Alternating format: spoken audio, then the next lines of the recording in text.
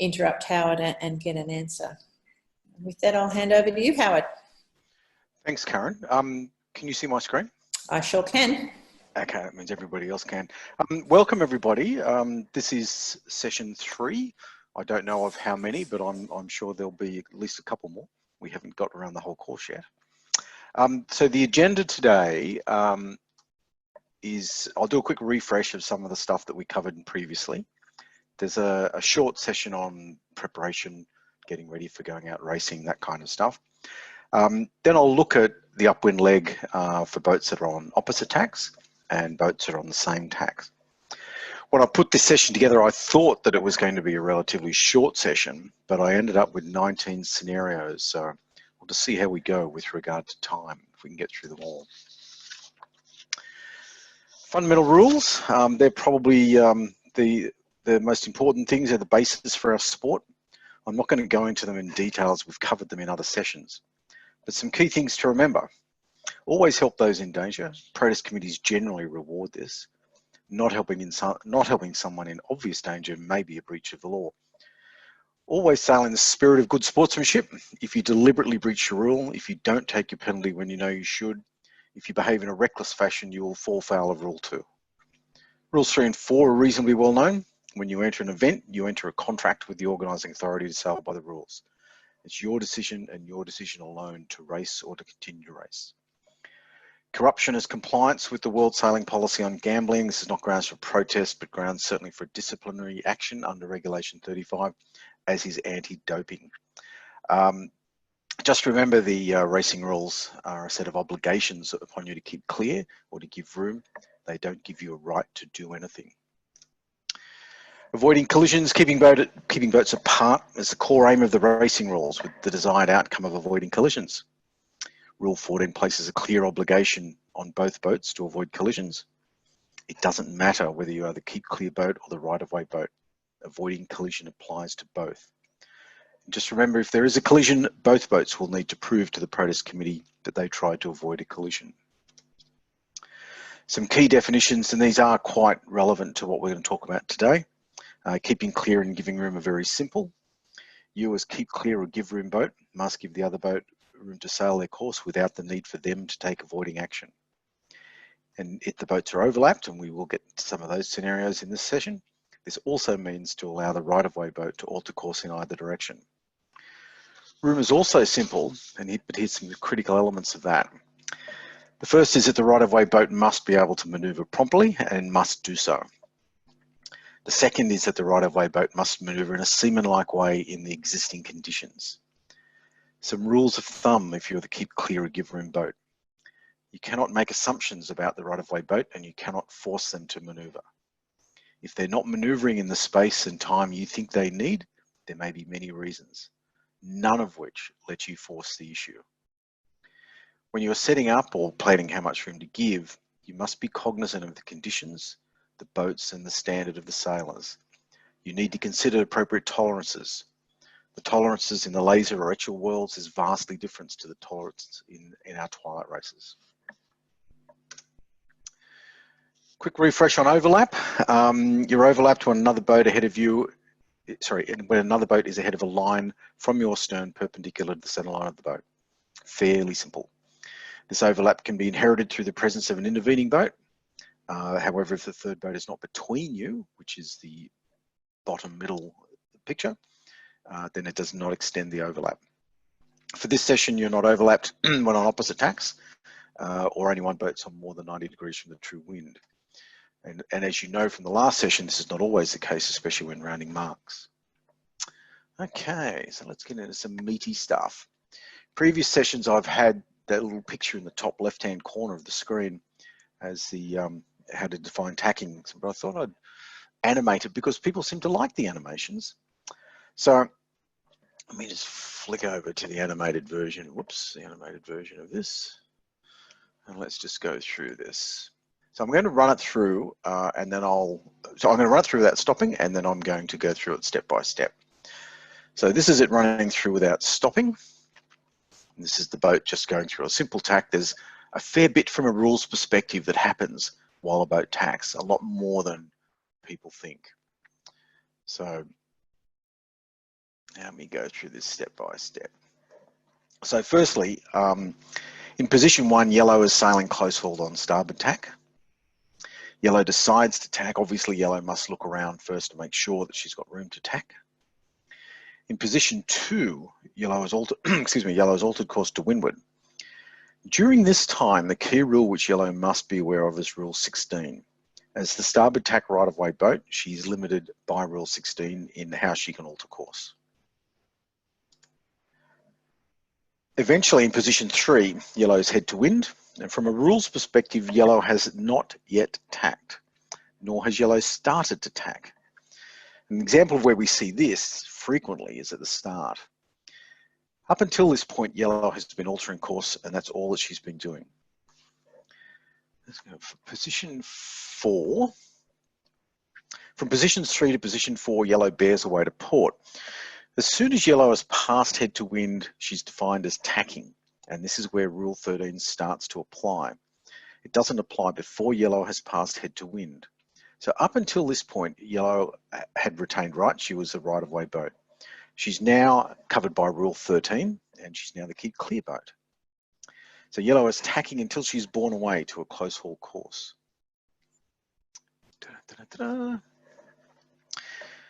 The emphasis here is that yellow is on a close haul course direction. There's no requirement that yellow has sheeted her sails for the close haul course, nor is there a requirement that yellow is actually moving, in a close haul direction. But as soon as she's borne away to a close haul course, the tack has been completed, and she's no longer covered by rule 13. And off she goes on port tack. So that's tacking. That's a fairly key one to remember. I'm happy to come back to that if there's any questions about tacking. Preparation. So before you go on the water, you must read and be familiar with the sailing instructions. I did mention in the last session that this is exactly the place that race officials hide stuff from the competitors. So make sure you check it. Always check for amendments, of course. Obviously, you need to become familiar with the course. Scrambling for a course sheet in the middle of the race is not good. Sometimes the course is not known until your warning signal, so be prepared to quickly determine the course. It's always helpful to have the course on a laminated sheet kept in the cockpit. Make sure you understand any special shortened course procedures. These are quite common in the races on the harbour where the races are shortened particular marks. Sailing instructions should also outline any prohibited areas, and these are usually deemed to be obstructions or continuing obstructions. And finally, the sailing instructions will outline any local rules, waterway rules and regulations. So that covers some basic setup. Let's go in and start now looking at the different kinds of scenarios. And I've broken this session into opposite tack and same tack. So when boats meet on opposite tacks, the key rule is rule 10. A port tack boat shall keep clear of a starboard tack boat. Remember the definition of keep clear. Always consider the conditions and the standard of competition and adjust your tolerances accordingly. Then this section will also look at the limitations on the right-of-way boat. And these are covered in rules 16 and 15. Rule 16 limits the right-of-way boat altering course and thereby prevents the altering course and preventing the keep clear boat from keeping clear. The key term in rule 16 is immediately, and that means that actually we'll look at some examples of that as we go on. Rule 15 says if you acquire rights, that is, the other boat must keep clear, you must initially give the other boat room to keep clear. The key term here is initially, and we'll look at some examples of that as well. So as you can see, there's a bunch of scenarios here. So we'll just jump in and have a look at each of those. Turn that guy off.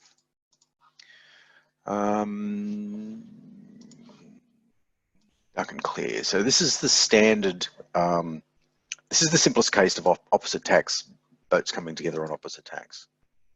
Red and green approaching each other on a converging course. Red alters course to pass astern of green and keeps clear.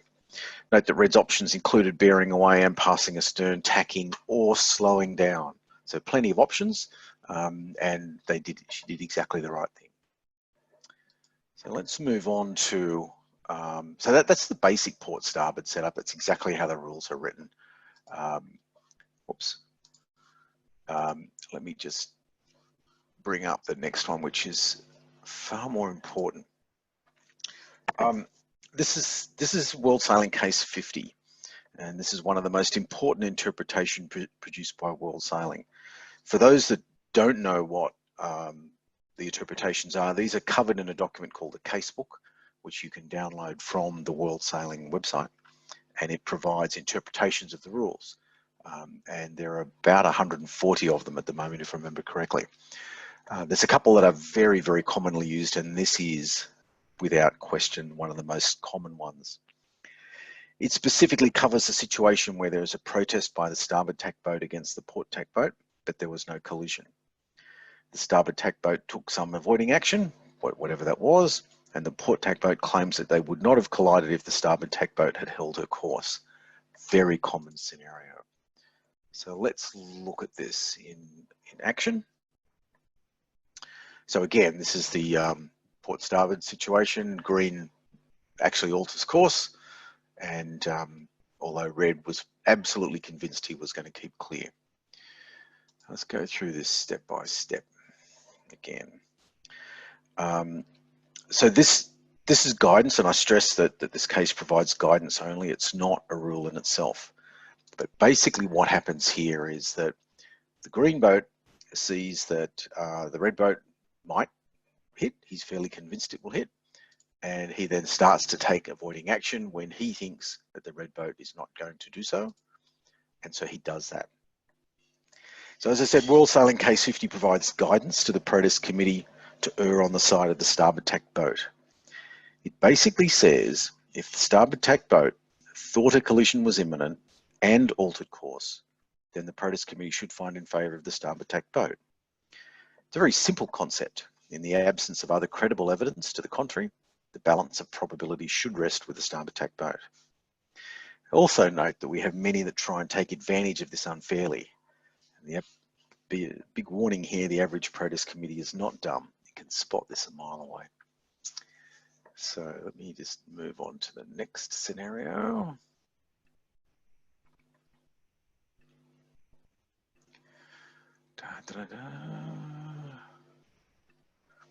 Okay, in this scenario, I'll get this running. In this scenario, red could pass clear ahead of green, but chooses to tack immediately in front of green. Perhaps they're on a ley line. Red must complete a tack and give green room initially to keep clear. Initially means enough room for green as clear astern boat to keep clear, if green wishes to alter course to keep clear. This room is provided initially, I stress again. If green doesn't take advantage of it quickly and subsequently fails to keep clear, then green breaches Rule 12.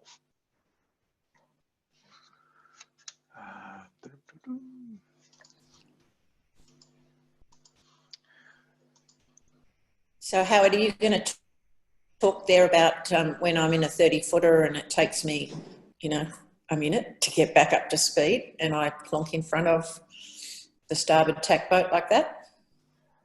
I am actually, curiously. That's a little bit further up in the set of slides. I was just going through some basic ones, but yes, I will talk about that.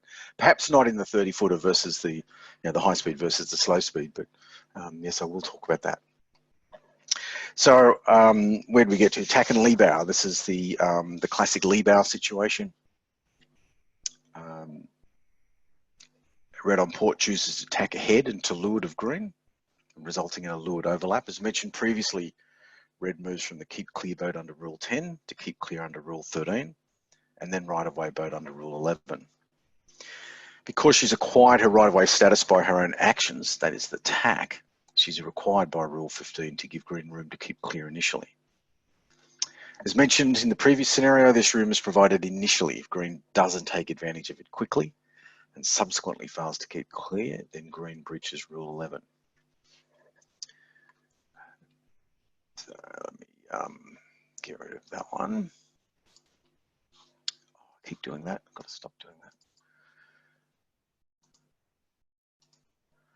So this is Rule 16. So this is the, we see in the scenario, we see red passing clear ahead of green, but green sails into a favourable wind shift and alters course.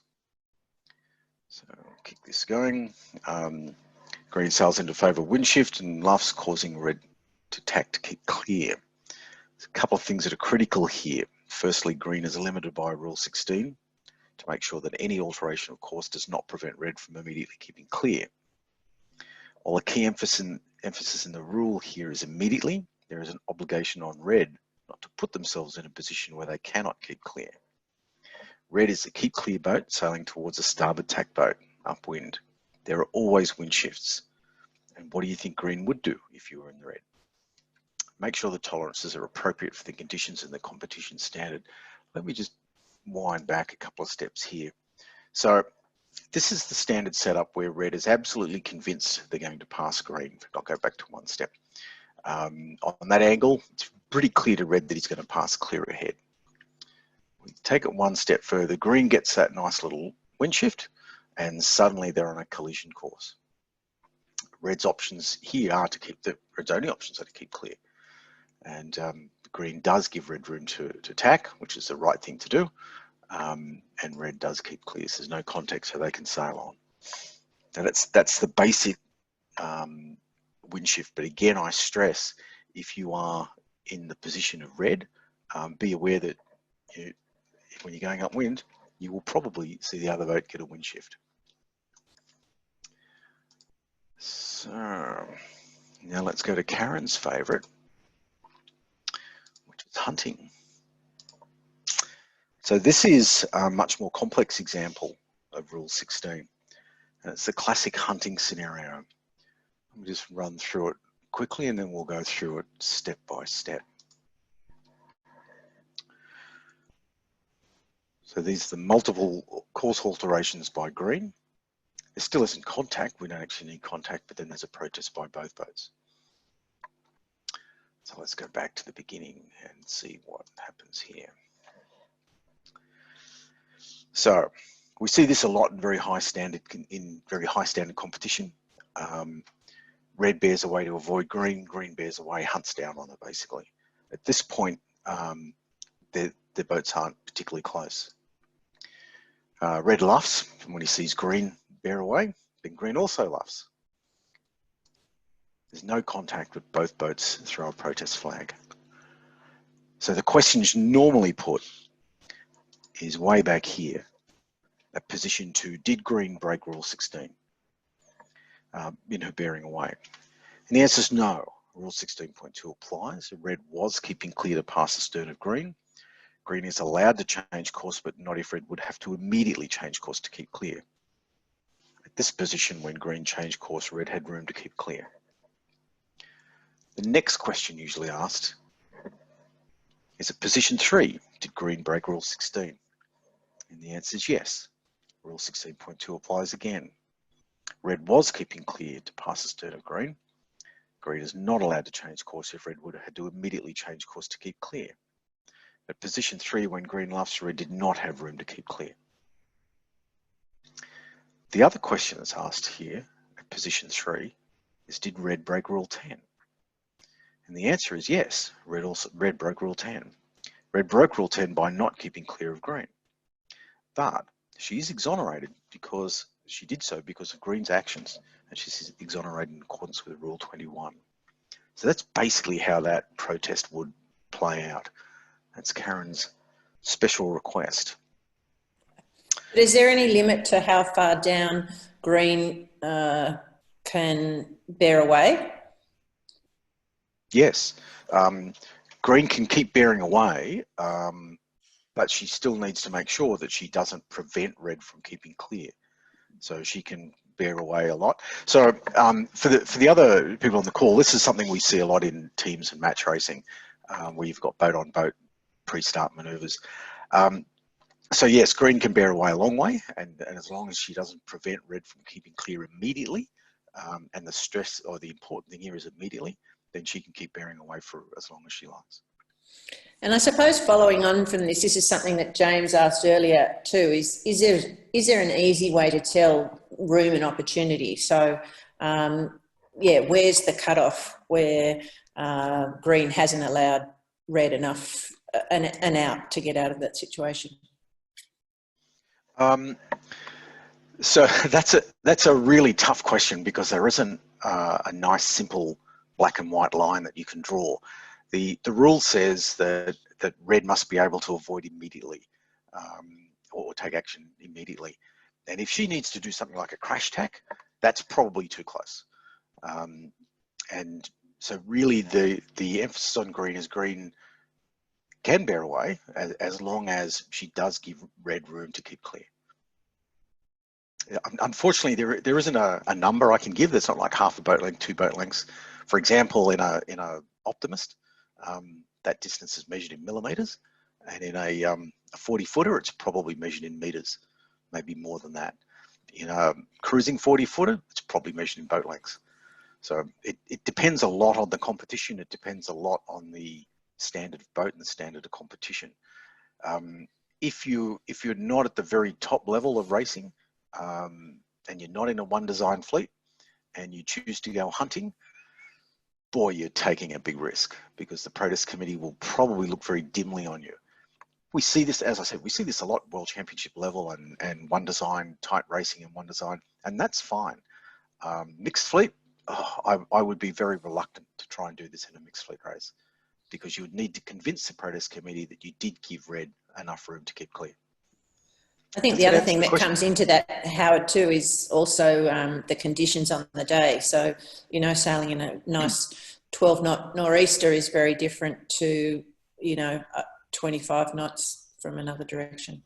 Oh, no question. And that relates back to the seaman-like fashion, which includes the ambient conditions. So, yes, you're absolutely correct. Okay, so let's move on from there. Get rid of him. And we'll see if we've got some more here.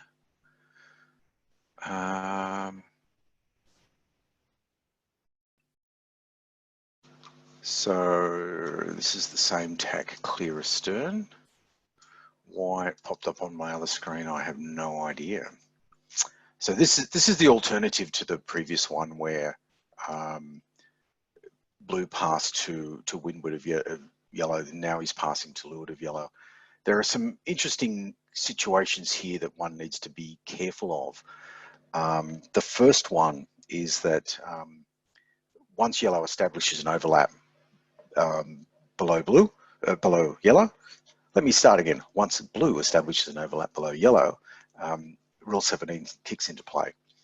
But let's see if we can pull up an exact version of that.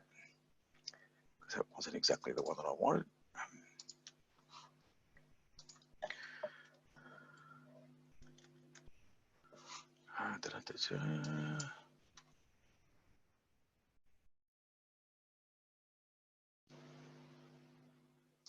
Same tack, clear astern.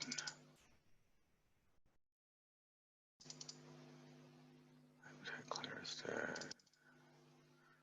Clear astern. Okay, so these are the acquiring rights questions which Karen asked before. Let's go through these one by one. So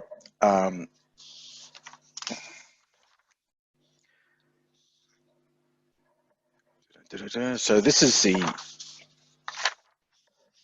first one, clear astern. This is the overtaking boat, which is overtaking to windward.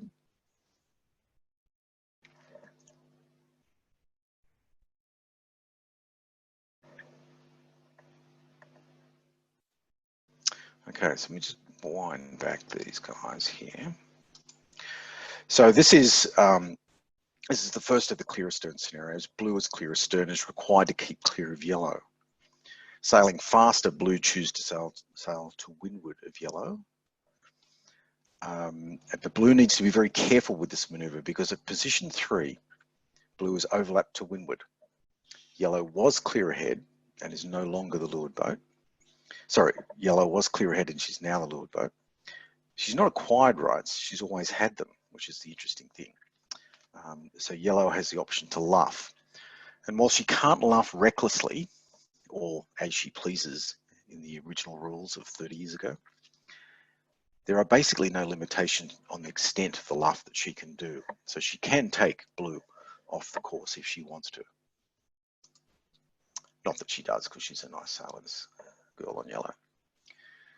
And let's have a look at the other one.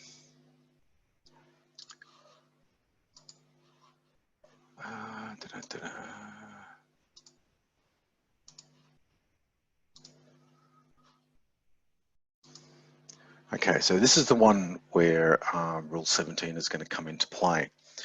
So blue is clear astern and required to keep clear of yellow. Sailing faster, blue chooses to sail to leeward of yellow, and in doing so, blue establishes an overlap to leeward within 2 boat lengths of yellow. In that case, Rule 17 starts to kick in. Yellow is windward boat, and it's now the keep clear boat. Blue is entitled to luff, but because blue acquired rights through her own actions, that is by establishing the overlap from clear astern, she's required by Rule 15 to initially give yellow room to keep clear. In addition, because the overlap was established from clear astern and within 2 boat lengths, Rule 17 limits blue to luffing yellow only to blue's proper course. Let me say that again.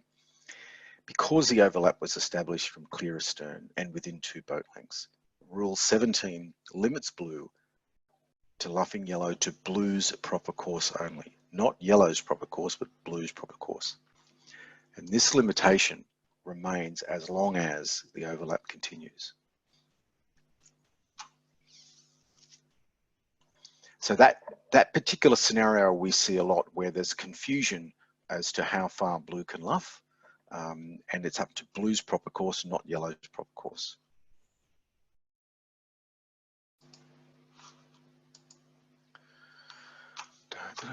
We'll get rid of that one. Okay, same tack to starboard.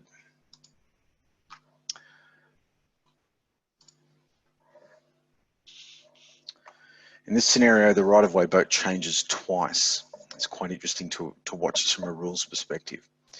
So yellow is the windward boat and required to keep clear of blue. Blue decides to tack, commences to luff, and yellow has sufficient room to luff to keep clear if required. Blue completes her tack while yellow is still on port tack and with sufficient room for yellow to keep clear. While blue is tacking, she becomes a keep clear boat, and hence yellow has rights. Once blue's completed a tack, she regains the rights, and yellow must keep clear until yellow tacks. When yellow tacks, she becomes a leeward boat, and blue must keep clear. So yellow has gained rights by attacking, and so she's required to initially give blue room to keep clear.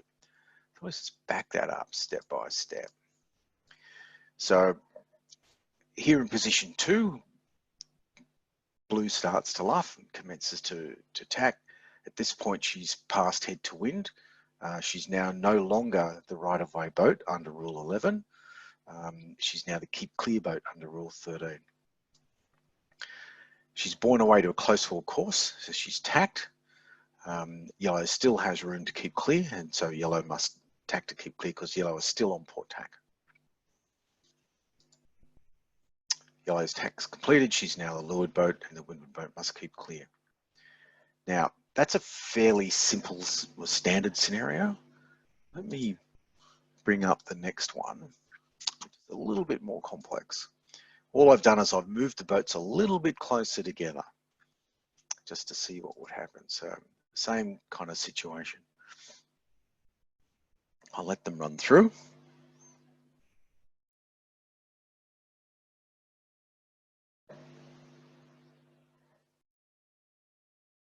Okay, so we have protest flags all over the place. Let's go through this step by step. So this is the same scenario as before, but the boats are a little bit closer. Yellow is the windward boat and required to keep clear of blue. Blue commences to tack by position 3. She's passed head to wind and is tacking. From position 3 to position 4, blue must keep clear of yellow as required by Rule 13. Just moving forward.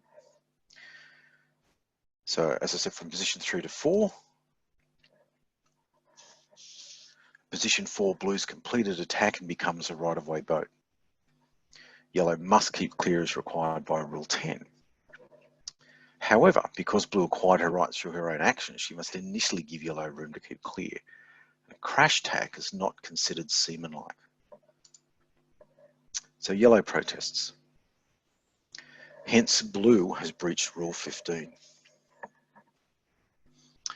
Karen, does that cover that scenario that you were looking for? Yeah, no, I think that explains it. So obviously I need to get a bit more distance between me before I throw that tack in. Yeah, it's a difficult one, but it's really the basic rule here is if you're going to tack and you're going to come close to the other boat when you're taking, you've got to make sure absolutely you've completed your tack. Because the other thing that is quite common is that it's not well understood that you've completed your tack when you've borne away to a close haul course. Most people think that you won't complete your tack until your sails are pulled on and you're sailing again. And often that leads them to make decisions a bit later than they think is necessary. So just need to be aware of that. As I said before, just consider the competition that you're sailing with. Okay, so that covers all the boats on the same tack. Are there any questions about opposite tack before I move on to same tack? So if we do have any questions, if they can come in via the chat function at the bottom, that would be great. Forgot that bit, sorry about that. Okay, same tack. So when boats are on the same tack, key rules are Rule 11. A windward boat should keep clear of a leeward boat, and Rule 12. Boat clear astern should keep clear of a boat clear ahead. Just remember the definitions of keep clear and always consider the conditions in the standard of competition. Adjust your tolerances accordingly. In this section, we'll also look at the limitations on the right-of-way boat, and these are covered in Rule 16 and Rule 15. Rule 16 limits the right-of-way boat altering course and thereby preventing the keep clear boat from immediately keeping clear. As I said, the key term here is immediately. Rule 15 says if you acquire rights, that is the other boat must keep clear, you must initially give the other boat room to keep clear. There's obvious difference there between immediately and initially. Rule 17 also applies to boats on the same tack, but it's more often seen in downwind scenarios. So I'll cover it more in the next session on downwind stuff. So let's have a look at these scenarios on same tack.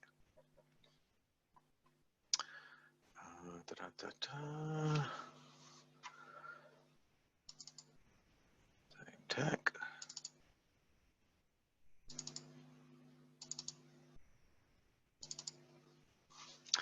Okay. Let's do the one that is the most common that we see all the time. This is the most common situation seen for boats on the same tack upwind. In this scenario, blue is sailing higher and faster than yellow. Their courses converge. It doesn't matter what yellow's proper course might be. It only matters that yellow is to windward and must keep clear of blue. So sorry about that. But this is exactly what happens in our races almost every time I go out to race. I see this all the time. And part of the reason is that we have quite high performance boats. Even in our mixed fleet racing, we have quite high performance boats, and they're sailing up against some lesser performance boat.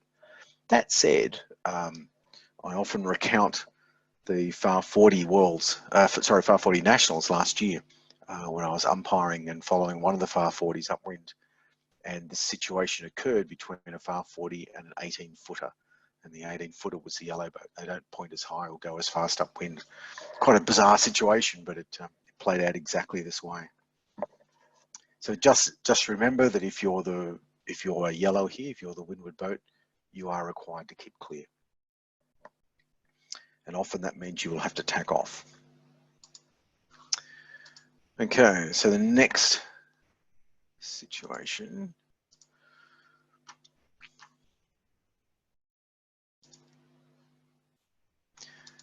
So this is the same tack, and again, blue bears away to build up some speed.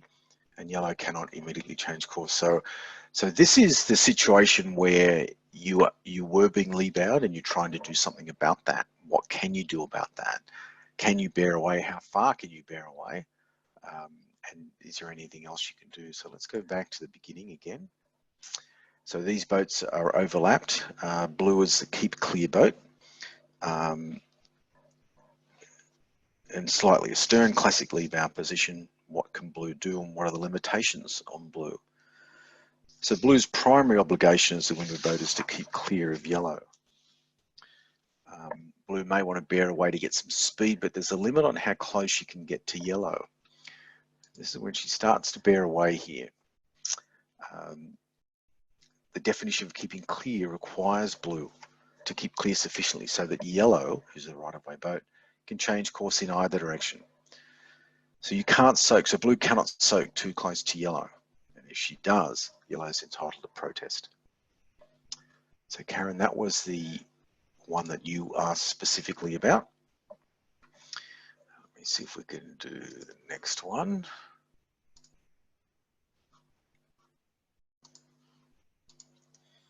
Notice I've got numbers on these files because I can never remember which ones I put in play. Okay. So this is the clear astern, clear ahead one. We've seen this one before, but they're starting on the same tack.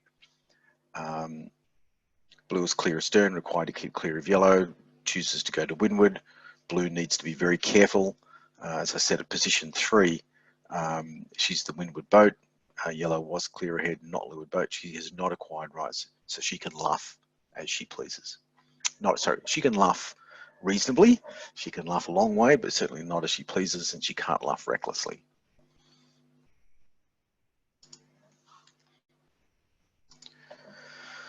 Let's go to 16.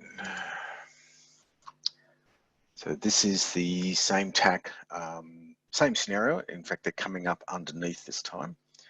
And this is the 15, 17. We can't luff too much here. So at this stage, blue, clear astern and faster. She has decided to sail to leeward of yellow. In doing so, she establishes the overlap. She establishes the overlap within 2 boat lengths and from clear astern. Yellow is now the keep clear boat. Whoops, sorry, pushed it too hard. Blue's entitled to luff, but because blue acquired the rights for her own actions, that is by establishing the overlap from clear astern, she's required by rule 15 to initially give yellow room to keep clear. And in addition, because the overlap was established from clear astern and within 2 boat lengths, rule 17 limits blue to luffing to yellow's blue proper course only, not yellow's proper course. And this limitation remains in play for the duration of the overlap. Off they sail. So that brings to an end all the scenarios that I have. Just pop over back to here. A couple of things in closing. Just remember, there's no requirement to hail starboard, although it's a very, very gentlemanly and polite thing to do. There's no requirement, sorry, there is a requirement to hail room to tack under Rule 19 and Rule 20. So make sure you do hail room to tack. And here's some numbers. I always like chucking numbers into some of the things I do. So the Manly ferry, and I stress the Manly ferry, the big sucker, 70 meters of ferry. It has an operating speed of 16 knots. The distance from Middlehead to Bradley's is about 3.5 kilometres. So it covers that in about 7 minutes and 20 seconds. The average yacht upwind, and when I say average, I'm talking my boat, basically, tacks at about 9 degrees, a bit better than 45 degrees, and about 6 knots. It's a nice target speed for it. That means the closing speed is between 19 to 25 knots, depending on how close you get to the ferry. And so if I see the ferry at Middlehead, and I'm rounding the Bradley's mark, I've got about 5.5 minutes before we come together. So there's some basic numbers for you. I thought they might be useful. Okay, questions, discussion, any questions on any of that? Over to Karen. I haven't had any questions come through. If maybe we've got either enter them via the chat, or if you know how to put your hand up. Oh, here comes one. Yeah, if you can enter them via the chat, that'd be great. From Jill, hi Karen and Howard, is the animated program available generally to sailors? Yes, it is. There are many of these around. Some of us use Mac and some of us use Windows. This one is designed specifically for the Mac, and you can see at the top it says Sail Replay. That's the name of the program. Let me see if I can find it. And yes, it's very easy to download because that's what I did this week. Yeah, so there it is. So if you Google it, you'll find it. That one's for the Mac. There's a bunch of others for Windows, and you know they vary in quality. This is probably the better one that I've found for the Mac. Yeah, there's a bunch of them around. There's one called TSS, Tactical Sailing Scenarios, which is probably the most common one for Windows. I do have that as well. But yeah, so Sail Replay is about €25. Is that right, Karen? Did you? Yeah, €25. It was yeah. 50 something. Yeah, but it's cheap as. Yeah, yeah, for what it is. I think it'll be. I'm looking forward to using it in the future with my coaching, because I think it just explains everything so easily. A question it's also worthwhile pointing out that the guy that wrote Sail Replay, and I know one another quite well, and I'm one of his test monkeys now. So most of these scenarios that you see, I've actually pushed up to the website. So you'll be able to get them with the more recent versions of Sail Replay at some point. So, okay. Sorry, Karen, fire away. Phil Burgess is just asking, can you go over the 2 boat length rule when overtaking? Sorry if you missed it. The 2 boat length rule. Okay. Let's bring this up. So this is Rule 17, and Rule 17 says if you, let me do this, if you establish an overlap from clear astern and that overlap is within 2 boat lengths of the other boat. So let me just step him forward one little bit here. So basically at this point, Blue is starting to establish that overlap, and it's here, the distance between the boats in this direction, that the 2 boat lengths apply. I don't think I can draw a 2 boat length circle, but these boxes here are basically boat lengths. So if Blue established this overlap anywhere in this general area, it's within 2 boat lengths. That's what the 2 boat lengths means in that circumstance. So in this case, they're well and truly within the 2 boat lengths. Yeah, I normally put it this way because it's the more common one where you see them come from clear astern, and they're the overtaking boat. There is a variation on this which I didn't draw, but if I quickly did it, showing off my newfound skills with this program. I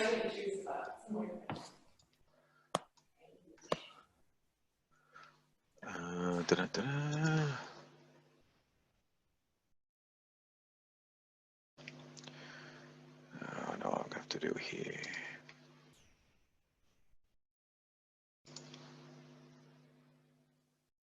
Kind of have to cheat here a little bit, I think. Okay, so what I'm going to do is I'm going to get rid of him. And I'm going to make... I'll get rid of him too. I'll bring him up to here, and I'll bring him to about here. Okay, so in this scenario, you can see that I'll put his overlap out. Whoops.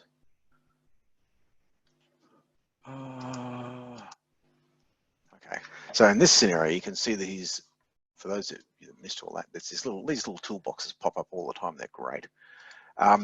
So the overlap has been established, but there's clearly many more than 2 boat lengths between these two, but that overlap's established. The overlap was established outside 2 boat lengths, so Rule 17 does not apply. And that means that although this may well be Blue's proper course in this direction, he can't luff yellow above his proper course, so he can't take yellow out that way. Does that make sense? It's all about blue's proper course here, by the way. Yellow really doesn't have much say in the matter. Okay, so then let's reverse the scenario when we're going downwind, and this has come through from Phil. Most common is running downwind. When can the leeward boat luff? Oh, we want to jump ahead to next session. Okay, let's see. I haven't got a scenario for this, but we'll do one as we go. So the boat's coming downwind. All right, let's do some downwind boats.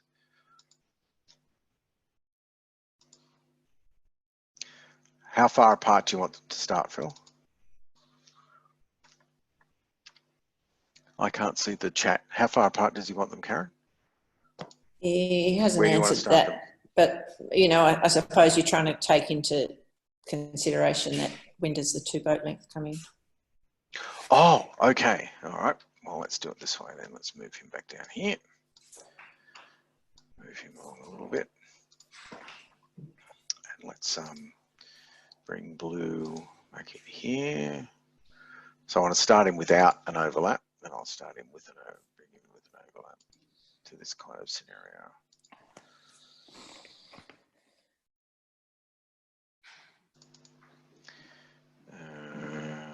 Get rid of him.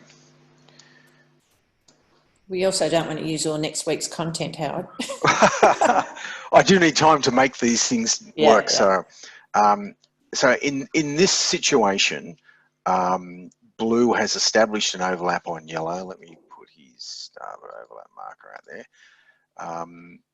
Bring him further forward. He's established an overlap on yellow from clear astern. He's within 2 boat lengths. The one that everybody wants is the markers down here somewhere, right? There we go. So the marker's down here. So clearly the proper course for all of these boats is to get down here. He's established the overlap within 2 boat lengths. So his proper course from this point here is basically there. That's his proper course. And so he really can't luff yellow above that. So even at this point, his proper course comes to there. And if we bring another boat in here and try and pull him, whoa, where are you?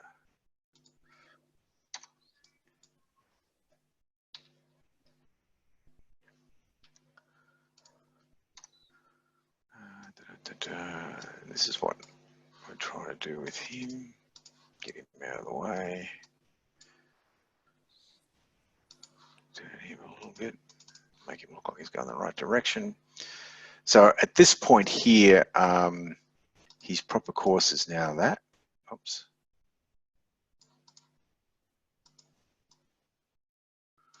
And so he's clearly luffing yellow above his proper course, and he's not entitled to do that at that point. So I've ignored that there's a zone around here, by the way. But just on assuming this mark down here is like another couple of 100 meters away, then blue can't luff yellow above blue's proper course. So I think we are opening a can of worms here. So from James, proper course is to pass mark on a correct side. No, proper course is the course that you would sail in the absence of any other boat. Okay. And obviously, yes, you would need to pass the mark on the required side. Mm-hmm. Sorry, let me just bring this guy over. Technically correct. There we go. All right, I think that has been a pretty comprehensive review. Thanks, Howard. Plenty for us to go home and, to digest. But once again, really helpful, I think, seeing the scenarios played out and having the rules that are involved explained for us. So thank you for pulling that together. No problem. And next week is downwind. Downwind, wonderful. So we look forward to everyone joining us next week. If you've got any questions in advance of the session, please email them through to me, captain@rsys.com.au. And otherwise, we look forward to seeing you here next week. Thank you. Thank you Talk to you again, soon. Howard. Okay. Bye. Bye.